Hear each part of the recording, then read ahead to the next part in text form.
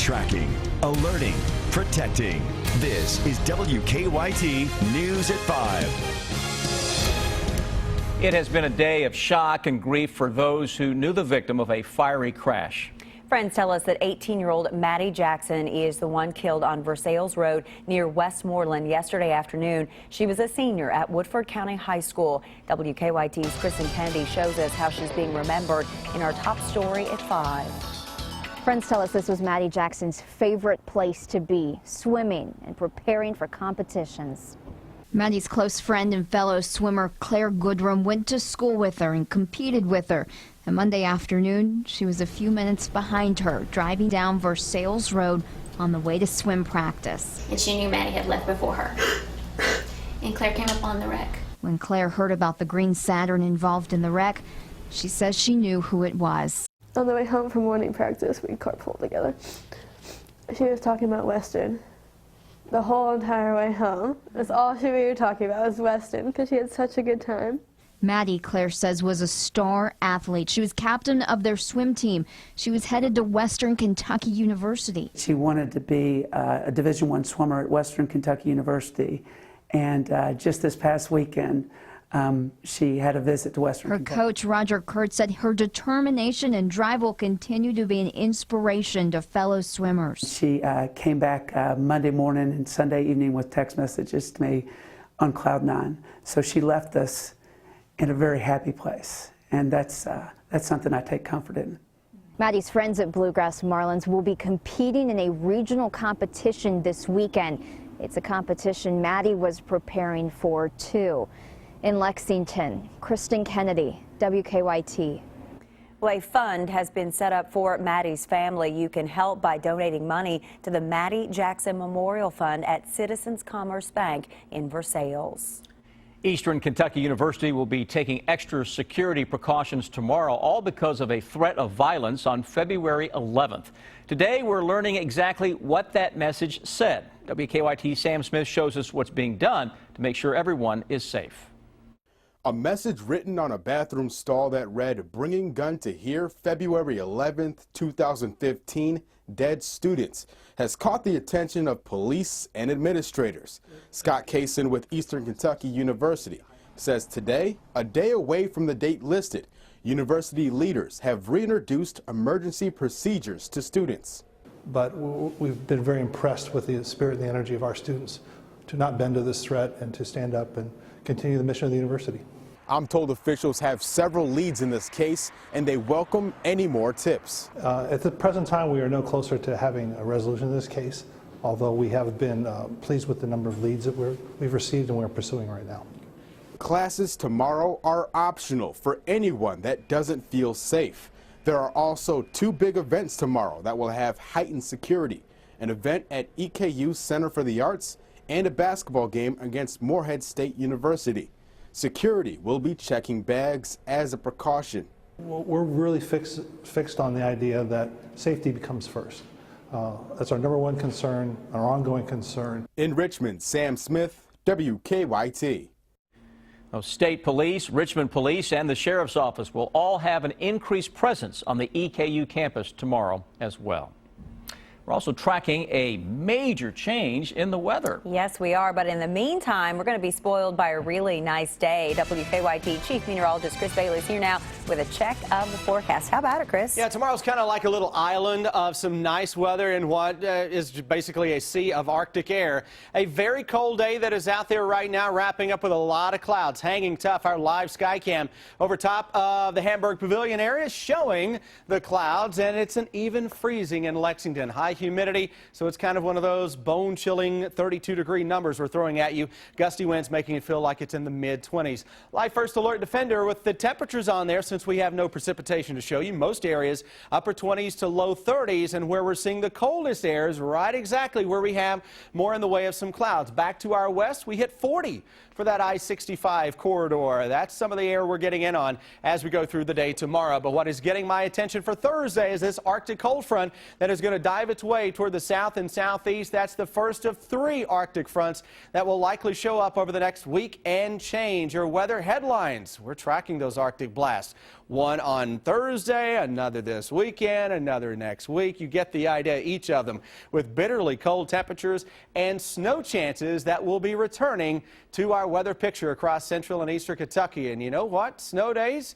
Yeah, I had a few questions about snow days today from the good folks at Cardinal Valley Elementary here in Lexington. Had a chance to speak to all the second graders out there about going into my field. I just told them to hang tough and not take my job just yet, but they were yelling snow day about that point of our video, guys.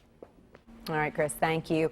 After days of doubt and uncertainty, the parents of an American held hostage by ISIS have confirmed her death.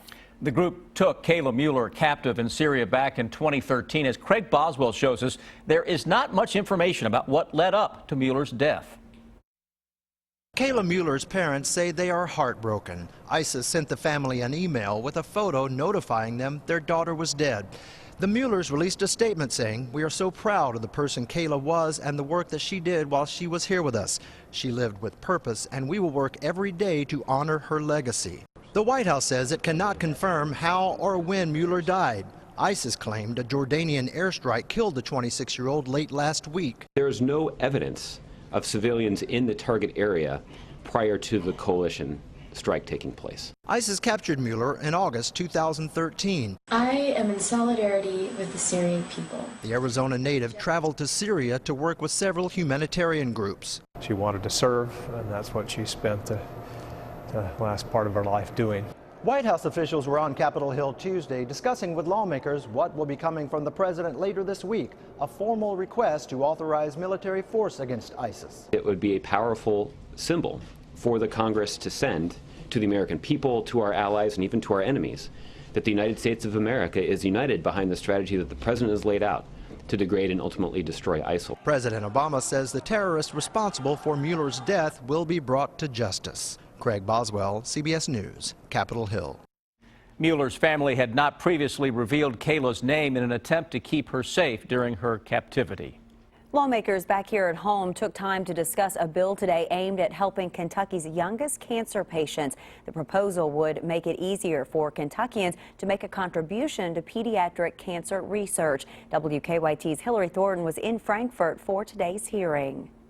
It was a hearing full of personal testimony, including from the bill's sponsor, Senator Max Wise. Carter was diagnosed at 6 months of age with stage 4 neuroblastoma. Living on a pediatric oncology wing is a true horror. Seeing all the sweet bald heads fighting for their lives, watching babies suffer, trying to sleep through the painful screams of children. With only 4% of all National Cancer Institute funding going to pediatric cancer, Senate Bill 82 aims to bring support for Kentucky's youngest patients. It saddens me that there's not enough funding for cancer research to come up with more than a handful of new pediatric cancer treatment drugs in the last 30 years. That's not okay. The bill sponsored by Senator Wise is inspired by Paxton Bloyd, who was diagnosed last year at age 5 and now at age 6 is a survivor. I knew we would use the tough hand he was dealt to change the world in his honor, and in honor of all the precious kids fighting this battle that they certainly did not choose. Following the personal testimonies, one senator's comments summed up the reaction of the committee, saying this is simply a good bill. They then passed the bill with an 11-0 vote. It is an outcome that these parents say they are happy with, and they hope it is the start of doing more to help Kentucky's children. Kids deserve more research options. They only get 4% of all national funding. They're our entire future. So we have to make this a priority. They deserve it. In Frankfort, Hillary Thornton, WKYT. Well, there is an identical bill currently making its way through the House. Follow WKYT online at WKYT.com. Join the conversation on Twitter and become a part of the WKYT Facebook family.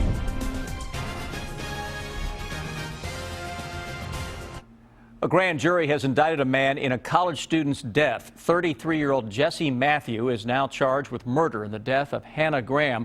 Matthew was already charged with Graham's abduction. The University of Virginia student disappeared in September. Investigators found her dead a few weeks later. Federal health officials were on Capitol Hill today to discuss the reemergence of diseases preventable with vaccines. The hearings come as a measles outbreak continues to spread across the U.S. CBS News confirms 166 cases in 18 states. Doctors with the Centers for Disease Control say the outbreak is a wake-up call for communities that have stopped vaccinating. Because of our success, parents may wonder if vaccines are necessary, and they may worry that the risks or temporary discomfort of vaccinating may outweigh the benefits of protecting their families. The doctor also responded to fears that vaccines may cause autism, reminding the panel a report linking the two has been discredited. The state of Massachusetts is activating about 500 National Guard troops. They will help dig out areas of the state buried in snow. There's as much as 5 feet on the ground in Boston alone, shutting down the subway, trolley, and commuter rail systems. There's another big storm heading to that area on Thursday. The Powerball jackpot has climbed to $485 million. The total makes it the 5th largest prize in U.S. history. The jackpot is growing because it's been more than 2 months since someone won it. The last time the Powerball grew nearly this large was a year ago. The chances of winning, 1 in 175 million. A special celebration at the state capitol honoring African Americans today. The Kentucky Black Legislative Caucus hosted the 2015 Black History Month celebration. The event included an unveiling of the Gallery of Great Black Kentuckians, a keynote address, and the presentation of the 2015 Living Legacy Award. This event offers us yet another opportunity to recognize the significant contributions made by African Americans in our state and in our nation. The theme of this year's celebration was making the dream a reality. It is time now for better living, health, education, and consumer news that impacts your life. Home Depot is putting out the Help Wanted sign. The company wants to hire about 80,000 workers for the spring season. About half of those hired typically stay on when spring ends. Home Depot will give employees web-connected devices to speed up checkout and inventory. The ingredients in a popular children's drink are getting a makeover. Kraft says it will start sweetening its Capri Sun drinks with sugar instead of high fructose corn syrup. They will also replace the sucralose in their Roar and Waters line with stevia. The reformulated drinks started shipping to stores this week. They should be on shelves in the next couple of weeks. Log on to a site like Pinterest or Instagram and you'll see hundreds of postings from crafty women. Social media has become a popular way for sewing enthusiasts to connect. As Marley Hall shows us, these days it isn't just their sewing machines getting a workout. Becky Collins got serious about quilting when her husband deployed to Afghanistan 11 years ago. She uses social media to connect with others who share her passion. It's just really nice to see the stuff other people are doing. And then there was this other thing that we wanted to focus on, and that was getting fitter. 2 years ago, Collins began documenting her fitness efforts on Instagram and encouraging others in her virtual sewing circle with the hashtag Sweat and Sew. They share patterns and post-workout selfies. I have no shame. It's real. The response was overwhelming. It's always great when somebody that you don't even know goes, hey, great job, you know, good choice. Sewing your own workout clothes is also trending. Pearl Soho in New York is helping outfit hobbyists with classes on how to make the store's popular gym shorts. Students get to choose their color and size. Exercise gear, but in a little bit more of like a stylish, casual way. That's exactly what pattern designer Corinne Gill had in mind. You can wear them at home, you can wear them to the gym, you can wear them to the grocery store. To her surprise, the pattern has been downloaded 60,000 times. People were really excited about this particular project and really wanted to show it because this one has so many things and so many elements that you can adapt and can make in your own personal way.